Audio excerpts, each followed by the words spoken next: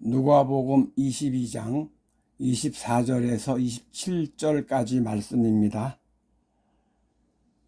제자들 가운데서 누구를 가장 큰 사람으로 칠 것이냐는 물음을 놓고 그들 사이에 말다툼이 벌어졌다. 예수께서 그들에게 말씀하셨다. 민족들의 왕들은 백성들 위에 군림한다. 그리고 백성들에게 권세를 부리는 자들은 은인으로 행세한다.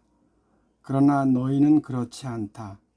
너희 가운데서 가장 큰 사람은 가장 어린 사람과 같이 되어야 하고, 또 다스리는 사람은 섬기는 사람과 같이 되어야 한다. 누가 더 높으냐? 밥상에 앉은 사람이냐? 시중 두는 사람이냐? 밥상에 앉은 사람이 아니냐? 그러나 나는 섬기는 사람으로 너희 가운데 있다. 아이는 초등학교 1학년이었습니다. 어느 미술 시간이었습니다. 아이는 자주색으로 천막을 그렸습니다. 그 그림을 본 선생님이 말했습니다. 이 그림은 사실적이지 않다고 말입니다.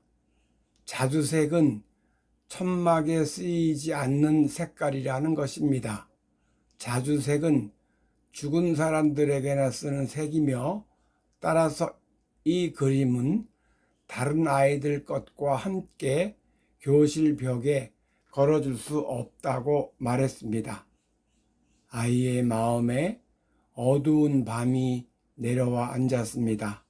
아직 오후도 되지 않았는데 말이죠. 아이가 2학년이 되었습니다.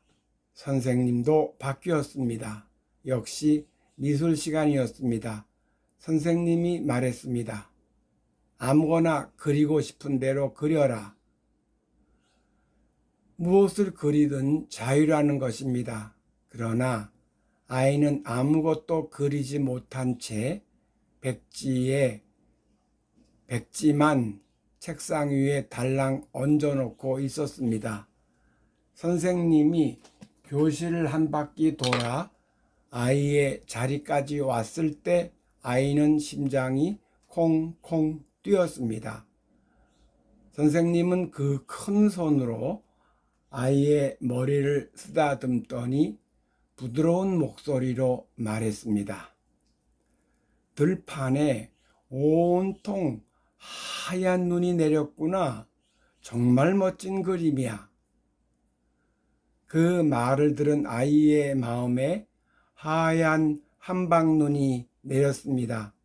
그리고 그 눈을 맞으며 뛰노는 강아지처럼 마음이 설렘으로 가득하였습니다. 두 선생님이 참 크게 다릅니다.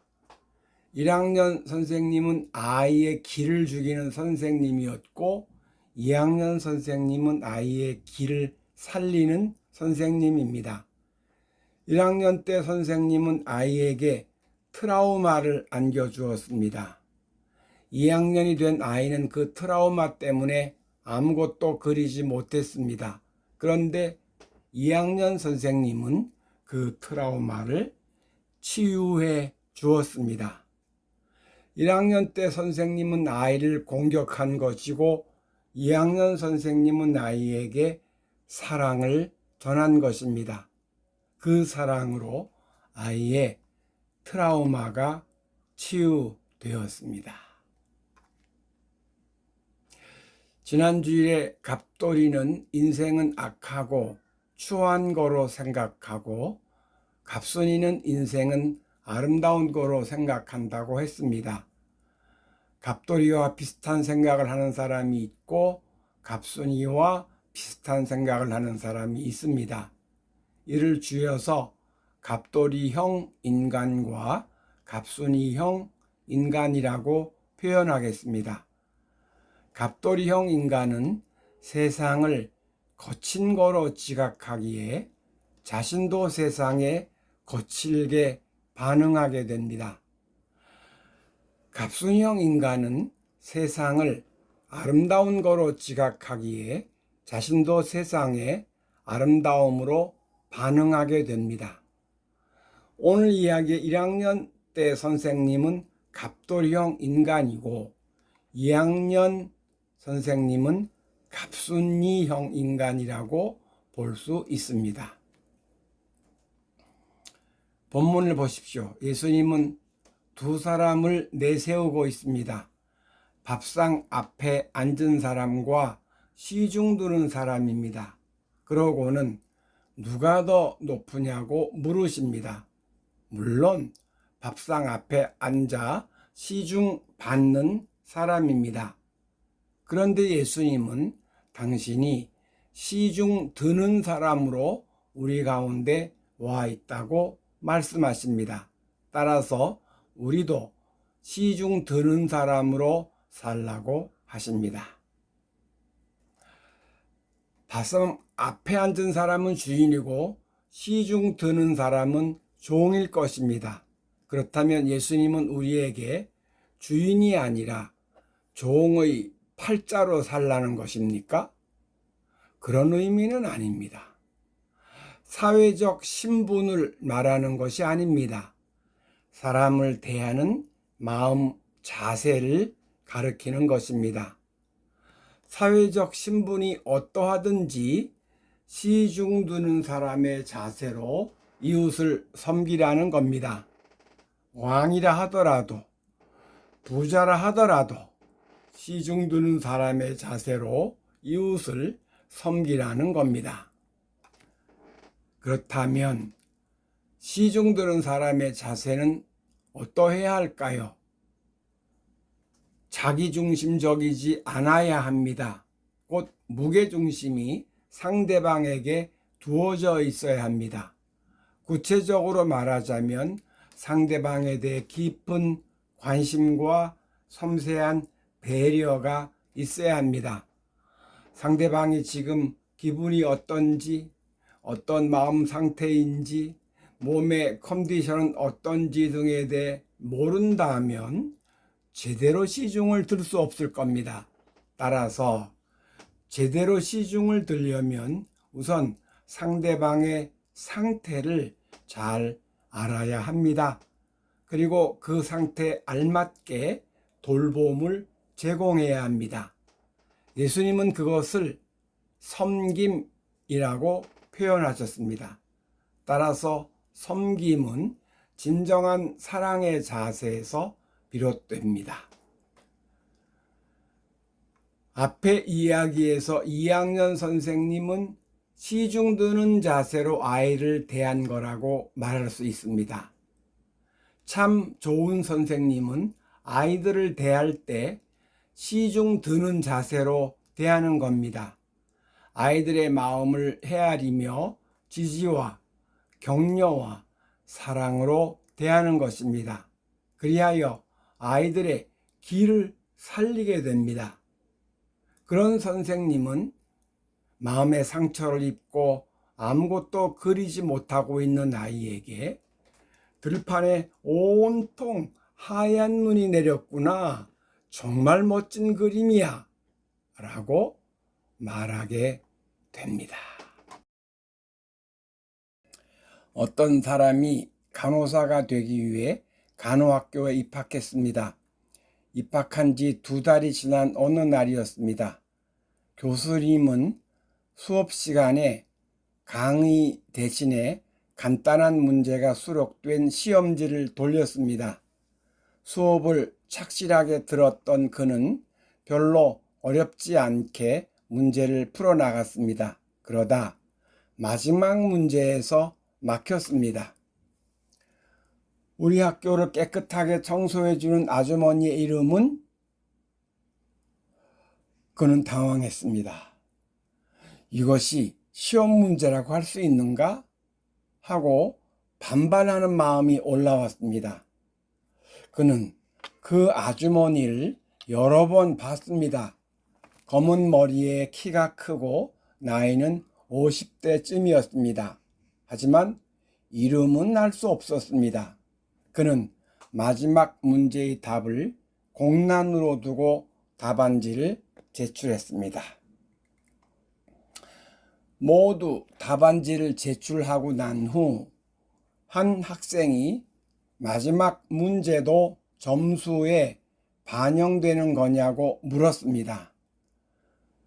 교수님은 말씀하셨습니다. 물론이지. 여러분은 간호사로서 앞으로 수많은 사람을 대하게 될 것입니다. 한 사람 한 사람 모두가 중요한 사람입니다. 이들은 여러분의 각별한 주의와 세심한 배려를 받을 권리가 있습니다. 어떤 경우라도 여러분은 이들을 가슴에서 우러나오는 따스한 미소로 맞아야 합니다. 그는 교수님의 문제 의도를 헤아릴 수 있었습니다. 그리고 가슴이 뭉클해졌습니다. 그날이 그의 간호학교 생활에서 가장 중요한 수업 시간이 되었습니다. 그리고 그 후로 그 청소해 주는 아주머니의 이름을 영원히 기억하게 되었습니다. 교수님의 의도가 청소해 주는 아주머니의 이름을 꼭 알아야 한다는 뜻은 아닐 것입니다. 다만 주변의 이웃들에게 더 섬세한 관심과 깊은 애정으로 임해야 한다는 뜻일 겁니다. 이 이야기는 우리에게 중요한 지침을 안겨줍니다. 비단 간호사뿐만 아니라 우리가 모두 그런 자세로 이웃을 대하면 좋을 것입니다. 우리 주변의 작은 이웃들에게 따스한 관심과 섬세한 배려로 임하는 것입니다. 다시 말해서 시중드는 자세로 이웃을 대하는 것입니다. 섬김의 자세로 이웃을 대하는 것입니다. 예수님은 바로 그런 사람이 진정으로 큰 사람, 진정으로 높은 사람이라고 말씀하십니다. 선생님이 학생들을 시중드는 자세로 가르친다면 그 학생들은 훌륭한 사람으로 성장하지 않겠습니까? 간호사가 환자들을 시중드는 자세로 대한다면 그 환자들의 병은 더 빨리 치료되지 않겠습니까? 남편이 아내를 그리고 아내가 남편을 시중드는 자세로 대한다면 그 부부는 참 행복하지 않겠습니까? 부모가 아이들을 시중드는 자세로 양육한다면 그 아이들은 활기찬 모습으로 자라나지 않겠습니까? 사장이 종업원들을 시중드는 자세로 대한다면 그 회사는 단결된 힘으로 어떤 어려움도 이겨내지 않겠습니까? 대통령이 국민을 시중드는 자세로 대한다면 그 나라는 국민의 자발적 힘으로 날로 발전하지 않겠습니까? 우리가 자연 생명체들을 시중드는 자세로 대한다면 우리는 아름다운 환경을 누리지 않겠습니까? 우리가 제각기 상대방에게 시중드는 자세로 대한다면 우리 사회는 참 따뜻해지지 않겠습니까? 저도 목회자로서 여러분을 시중드는 자세로 대하려고 합니다. helpful이라는 영어 단어가 있습니다. 도움이 되는 이라는 뜻입니다. 그런데 저는 이 말을 진실로 도움이 되는 사람이라는 뜻으로 사용합니다. 그 사람의 모습을 간단하게 설명하면 다음과 같습니다. 우선 바른 마음, 친절한 마음 상태입니다. 그런 마음 상태로서 상대방의 바른 마음과 하나로 결합합니다. 현재 상대방의 겉모습이 매우 부족해 보이더라도 그것을 눈여겨보지 않습니다. 곧 그의 겉모습에는 관심을 두지 않습니다. 대신 하나님의 거룩한 자녀라는 그의 본성을 또렷이 만납니다. 무한한 사랑, 무한한 신뢰, 무한한 인내로 그를 축복합니다. 드라마 나의 해방일지에 나오는 표현을 빌리자면 그를 무한히 추앙합니다. 그것이 헬프풀의 모습입니다. 저는 헬프풀로서 살아가려는 뜻을 세웠습니다. 그래서 사람들을 만날 때 속으로 I am helpful이라고 말합니다. 그렇게 말하고 만나면 좋은 만남을 갖게 됩니다. 그런데 문제가 있습니다. 잊어버리고 그 말을 하지 못할 때가 있는 것입니다. 그래서 예수님께 도움을 청하고 잘 기억하려고 애씁니다. 어쨌든 진실로 도움이 되는 사람이라는 뜻인 helpful은 시중 드는 사람과 같은 뜻이라고 볼 수 있습니다. 우리가 상대방에게 도움을 준다는 생각으로 충고하거나 훈계할 때가 있습니다. 하지만 충고나 훈계는 헬프풀의 모습과는 거리가 멉니다.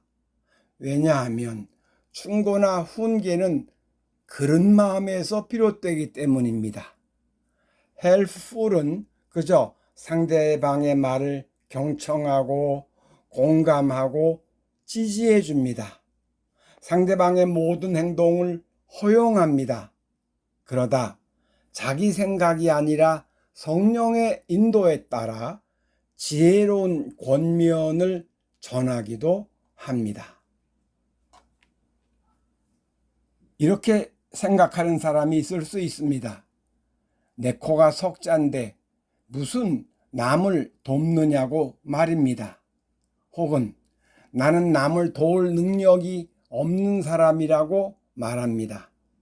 하지만 헬프풀일 때 도움의 주체는 내가 아니라 성령입니다. 나는 그저 헬프풀이 되겠다는 용의만 내면 됩니다. 바른 마음이 되겠다는 용의만 내면 됩니다. 그러면 나를 통해 성령께서 역사하십니다. 성령께서 나를 헬프풀로 사용하십니다. 그런 시스템에 대한 믿음을 가지시기 바랍니다. 우리는 모두 행복을 원합니다. 그리고 행복을 위해 다양한 방법으로 노력을 기울입니다. 그런데 행복을 위한 가장 좋은 방법은 주님의 뜻대로 살아가는 것입니다. 하지만 그 사실을 아는 사람은 많지 않습니다. 그래서 주님의 뜻과 무관한 혹은 주님의 뜻을 거스르는 방법으로 행복을 추구합니다. 설령 그 추구가 성공하더라도 그는 행복을 누리지 못하게 됩니다. 주님의 뜻은 우리가 이웃을 시중드는 자세로 대하는 것입니다. 섬김의 사랑을 전하는 것입니다. 우리는 주님의 뜻대로 살아가기를 선택합니다. 그리하여 2학년 선생님처럼 아이에게 들판에 온통 하얀 눈이 내렸구나. 정말 멋진 그림이야. 라고 말할 것입니다. 또한 청소해주는 아주머니의 이름까지 알고 그 아주머니를 만날 때마다 따스한 미소를 전할 것입니다. 여러분이 그렇게 주님의 뜻을 이뤄가는 길을 잘 걸어가시기 바랍니다. 그리하여 주님 안에서 행복을 누리시기 바랍니다. 기도하시겠습니다. 주님, 인자는 섬김을 받으러 온 것이 아니라 섬기러 왔다고 하신 말씀을 기억합니다. 우리는 지금 주님의 섬김을 받고 있는 것입니다. 우리가 종종 은혜를 받는 것은 바로 주님의 섬김을 받기 때문입니다. 우리도 주님을 본받아 이웃을 섬기는 삶을 살려고 합니다. I am helpful 이라는 고백으로 이웃을 만나는 삶을 살려고 합니다. 그 삶의 진행을 주님께 내맡겨오니 온전히 인도해 주옵소서. 그리하여 우리의 관계에서 주님의 은혜가 눈부시게 하여 주옵소서. 늘 내 안에서 환하게 웃으시며 나를 사랑하시는 예수님 이름으로 기도드립니다. 아멘.